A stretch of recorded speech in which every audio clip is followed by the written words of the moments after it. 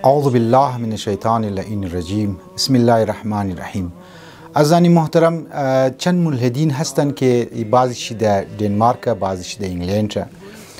بعضیش در دیگه ممالک هستند، یعنی خارج از کویت هست، بعضیش در کویت هست. اینها ملحد هستند، اینها ایتیست هستند،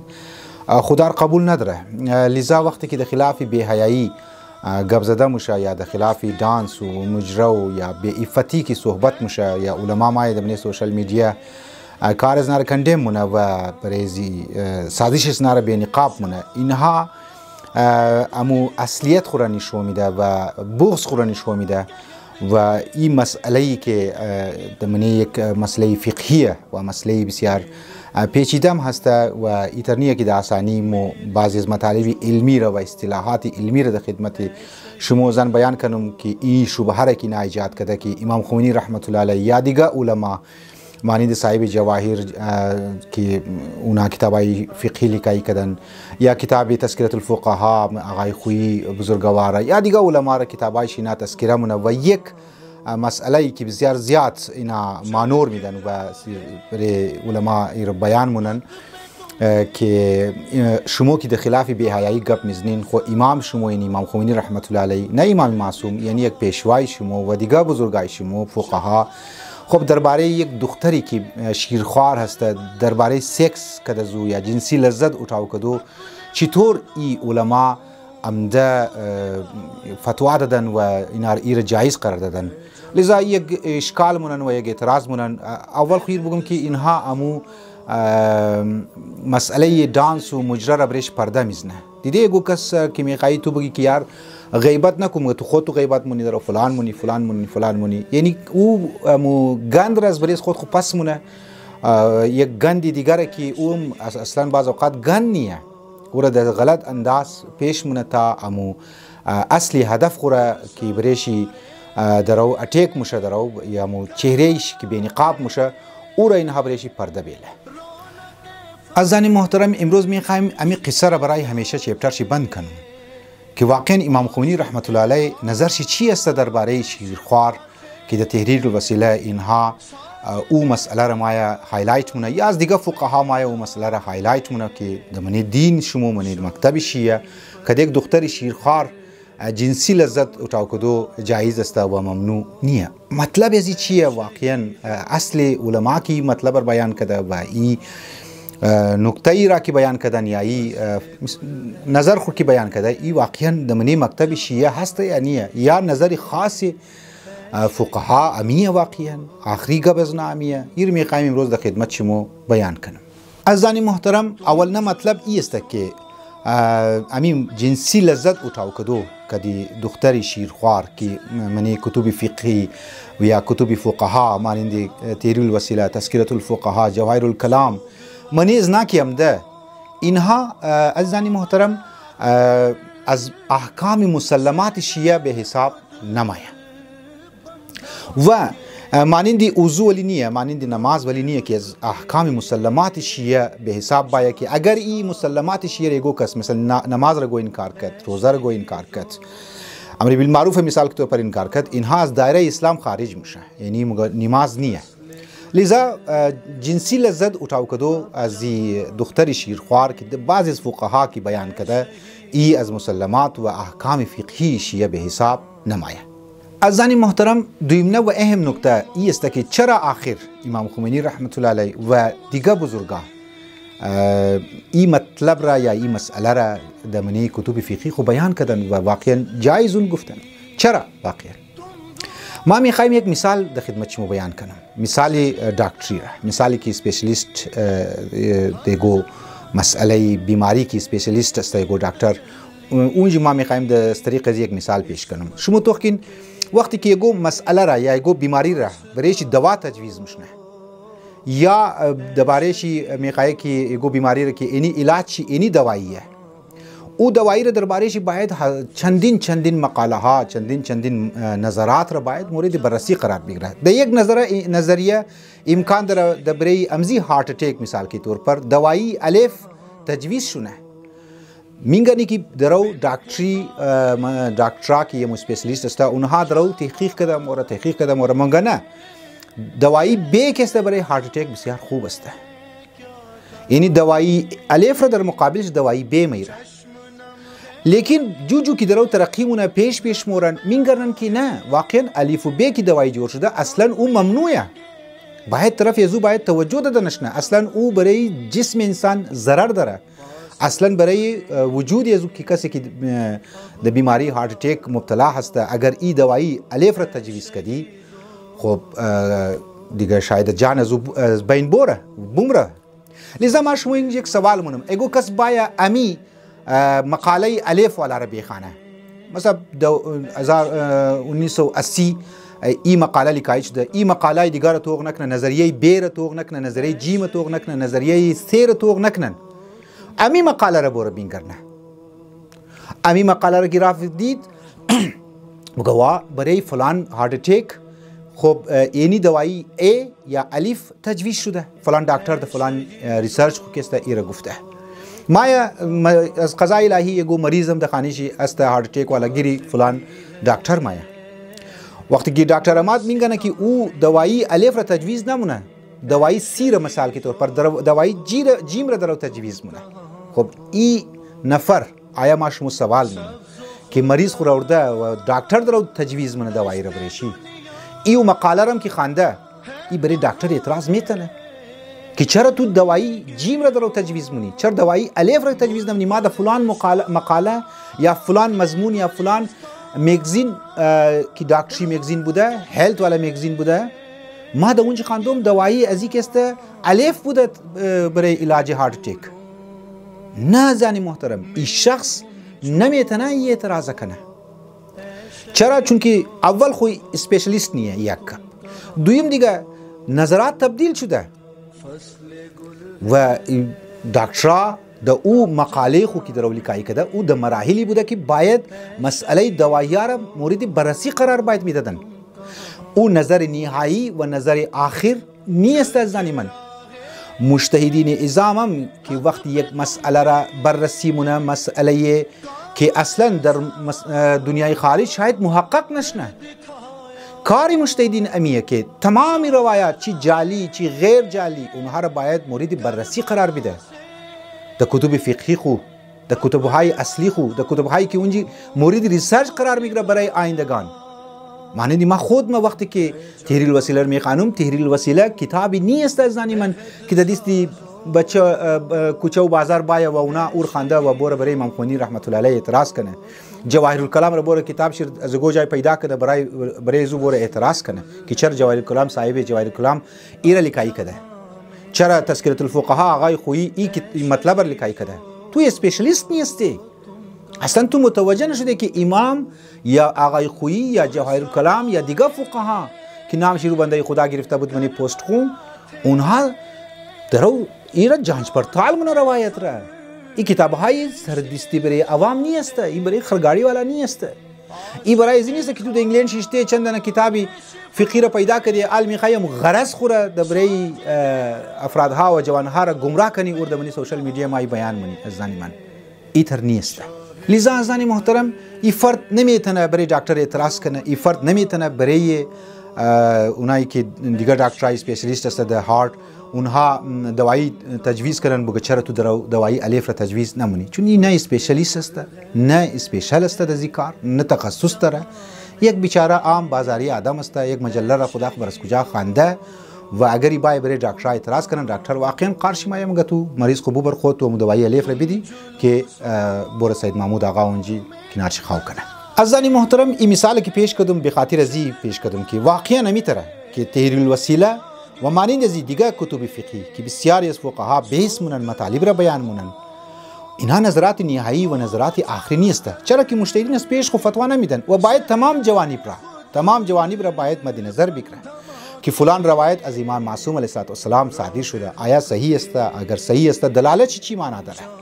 لذا این ملحدین و خودغرض افراد مخواه در کتب فقهی سرک مونه و چنگاو مشه و خود خورم سرگردان مونه جوان هارم سرگردان مونه خود خورم د تکلیف مبتلا مونه و جوان هارم د تکلیف مبتلا مونه و یک کاری که اصلا اسپیشلیست نیست اصلا تخصص نیه چنگاو مشه زنی من ما همین یک مثال میخوایم در خدمت شما بگم. یک زمان بود ما در سولیکرد بودم، ما رفتم یک بچه بود ما نامشی نمیگم میشرین در پاکستان نمیگم، نامشی بود غلام لی. او بنده خدا کتاب اسفار را که بسیار کتاب سخت فلسفه است که قبل از او باید منطق باید ما بخوانم، باید ما فلسفه را در چند مراحل ما باید بخوانم، تب جا که ما در درس خارجی اسفار میخوانم که بسیاری از علما داخلیش هم نمیتونه اور بفهمه. ملا صدرا امام خمینی رحمت الله علیه گفته 500 سال بعد شاید این شخص مو اهمیت چی بفهمی یا می بزرگی چی بفهمی یا نظرات چی بفهمی. ملا صدرا کتاب لیکه در اسفار که فقها درس خارج میده، واقعا اونجا بیس است درباره وجود، درباره مطالب بسیار سنگین. یک نفر خدا خبر از کجا کتاب پیدا کرده دمی بنده خدا امی کتاب فارسی زیرا او یک صفحه خوانده بود. وقتی من کچ میلاو شدم گفت ملا صدرا در کتاب اسفار خو اونو گه بزده. ما خنده کردم عزیز من، تو یک صفحه 55 نشر 6 نشر خنده عالم میخوایی خود خورم غټ غټ کنی نشو بدی که بایی ملا صدرا د منی فلان کتاب اسفار خو انتر گفته. تو نه منطق خانده، تو نه فلسفه بدایه خانده، تو نه نهایه خانده، نه تو شعر منظومه خانده که اینها مراحل است و هر کدام چندین سال میخواه تب جا که تو اسفار میرسی تو رفته یک سفر خانده علی میخوایی بگی ملا صدرا اینی نظر داره. نه زنی من این نظر ایتر نموشه ایگو نظر را فهمیدو یا ایگو نظر نسبت به امزو مکتب یا نسبت به ایگو عالم یزو دادو. این غلط است. عزیزان محترم، برای فهم مطلب که تحریل الوسیله و کتب دیگر فقهی که فقها مانند صاحب جواهر و شهید اول و شهید ثانی و حتی مجتهدینی که این زمان است مطالب کی بیان مونه، برای از ما میخوایم یک مثال بزنیم که واقعا اصلی مسئله و اصل مغالطه که اینا مونن او د کجایه. در یوتیوب مولانا حیدرعلی که از وهابیا هست شاید واصل جهنم شده، این گیری اطرافیای خو ویدیوش هم هسته. این گیری اطرافیای خو همیشه یک کتاب را حواله میداد، کتاب رجال کشی را. دخالم جلد نمبر 5 بود یا جلد نمبر 6 بود، از امام پنجمی از مو یک روایت نقل میکرد دمنیزی کتاب. خب رجال کشی کتاب شیعه است که شیعه قائل به لواط است نعوذ بالله. یعنی شیعه امام شیر گفته که لواط جایز است و واقعی روایت من رجال کشی موجوده. اگر مولانا حیدری مو گفته که ملعون که دلیلش منیز روایت را دیگه ایسیشم بیان میکرد، گفت اگر دو بچه اگر منی لواط کنه او کسی که مفعول قرار میگیره که چی لواط میشه او از منیش غرور و تکبر ختم میشه و این عقیده را و این نظر را نسبت میداد به شیعه، نسبت میداد به امام ها و تا مردم که اطرافیایش بودن اونا گفتن شیعه کافر شیعه کافر شیعه کافر، مطالب غلط را بیان میکرد و او نسبت میداد به فقها و نسبت میداد به شیعه. اینجی بندگان خدا هم کار داره مونه مو خطر کی داره، یک از وهابیا مو خطر داره یعنی عالم تشیع و یک از این ملحدین و ملحدینی که خودغرض هستند، ملحدینی که شبهه ایجاد مونن، ملحدینی که اهداف شوم خورد در غلط انداز بیان مونن. لذا ازانی من این بنده خدا امی که وهابی بود رجال کشی را یک روایت بیان میکرد، در حالی که ازانی من چندین بار در مختلف جاها گفتم رجال کشی کتابی نیست که او مستند به شیعه نسبت به شیعه داشتن تمام مطالب شی. او کتاب جانچ پرتاله، کتابی است که روایات را باید منیزو کتاب بررسی کنه که آیا فلان روایتی که بیان شده امی روایت لواط که د امام نسبت داده نعوذ بالله، چرا د اونجی این کتاب را باید مورد بررسی قرار بده که چرا نسبت به امام نسبت داده شده، راوی ازی کی است، ایرا کی گفته، در کجا گفته، چرا گفته ایرا. لذا اونجی غلط بودن چرا ثابت مونه و تمام راویایش که این روایت را بیان کرده او را غلط ثابت قرار میده. خب لذا اینجی مولانا مو حیدری ملعون آخرشی دیگر صفحه دویم صفحه سیم صفحه توق نمونه که شیعه رجال کشی ایران دارم که هذه روایه ضعیف جدا، این روایت ضعیف است جدا، مجهول این روایت نسبت به امام که است اصلا داده نمیشه. لذا عزیزان محترم هر کار از خود یک روال داره که باید طی شونه. مسئله جنسی لذت که یک شیرخوار ریزه دختر همین طرح است. فقها باید بیس کنه و بگه که مطابق ازی روایت جایز است که مطابق از دیگر روایت جایز نیست و غلط است و ای از مسلمات شیعه سازگاری نداره. امزی قطیر مومین گرید امزی مورد امزی مسئله شهید ثانی در کتاب مسالک الافهام که بسیار کتابی با ارزش است، مسالک الافهام الی تنقیح شرائع الاسلام، جلد 8 صفحه 443 فرموده که تمام استمتاعات یعنی جنسی لذت که دختر صغیر که دختر شیرخوار ممنوع است. چرا؟ چون که این دو روایات رسیده که گفته این کار صحیح نیه. لذا ای از مسلمات شیعه نیست و فقها که بیس منهی بیسهای جانچ پرتال است و بیسهای درس خارج است که ما خبر ندارم چرا بعضی از افرادها خودغرض افراد از این مسئله چنگو میشه و بسیاری از فقهای شیعه معاصر در مقام تحقق خارجی بشدت این مسئله را قوی دانسته و این روایت که مثلا در زی سلسله وارد شده یا روایت اصلا نیه یا نظر فقهی بوده او را رد کرده. بنابراین جواز چنین یعنی استمتاعات یا لذت جنسی از دختر شیرخوار از احکام قطعی شیعه نیست و فقها که بیان مونه اونا در مقام بیان مسئله هست، طرح مسئله است، نه که نظر نهایی یا نظر آخری از اونا باشه. و خود امام رحمت الله علیهم در بسیاری جاهای دیگه نظر نهایی گفته که بنابر احتیاط واجب که دختر شیرخوار جنسی لذت اٹھاو کدو ممنوع است. عزیزان محترم میخوایم در آخر این نکته را در خدمت شما بیان کنم که این افراد خودغرض و مذهب دشمن عناصر که در بارش در امریکا یا در دنمارک یا در انگلند است، اینها والله کدی دین کدی مذهب کدی اسلام اینها کدام سروکار نداره. اینا معلوم است ایتیست هستند. اینا مسلمات شیعه را مسلمات و احکامی که مسلمات شیعه است اینها را اونها بریش گپ میزنه، اینها برای اهل بیت علیهم السلام اینا گپ میزنه، مختلف پیجز را اینا میچلانه. لذا ما امیدوارم از جوانها هر جایی که دید ای افرادها مخصوص طوله هستند و از امت پبلیک اسکول اینها درس خواندن، اسکول خواندن، رفتن در بار بازیشی و شما توقین نظرات از چی است، ایدئال از چی است، افکار از چی است، ایدئولوژی از چی است. ای که دمنی فیسبوک اگر که زن خم فوتو بگیری که دختر جوان خم فوتو بگیری نیم برهنه کدام اشکال نداره، کدام اعتراض نداره. لذا خودونز نه بی‌حیاست. وقتی که برای بی‌حیایی و دانس و مجرا یا برای لیدری از نه کدام میگو گبزده شد، اینها ماین اصل دین را مورد هدف قرار میده، اصل اسلام را مورد هدف قرار میده. چرا؟ یک لبه میخواه که او موضوع ذهنی از مو هتاوش نه، دویمی که میخواه مو غرض از خود خورا که غرض شیطانی داره جوانها از دین دور کنه، اورم دمینی از سوشل میدیا اکتیو میشن. البته تعداد از بسیار کم است و ما امیدوارم که جوانهای عزیز بیدار هستند، با بصیرت هستند و کدی اهل بیت علیهم السلام کد علمای خو و کد دین خو اینها با وفا هستند و کد امام زمان علیه السلام تا آخر دم اینها تجدید عهد خورکسته دوراو کده مورا و کد امام زمان علیه السلام اینها استن و برای زمینه ظهور آقا امام زمان علیه السلام کار کده مورا. والسلام علیکم و رحمت الله و برکاته.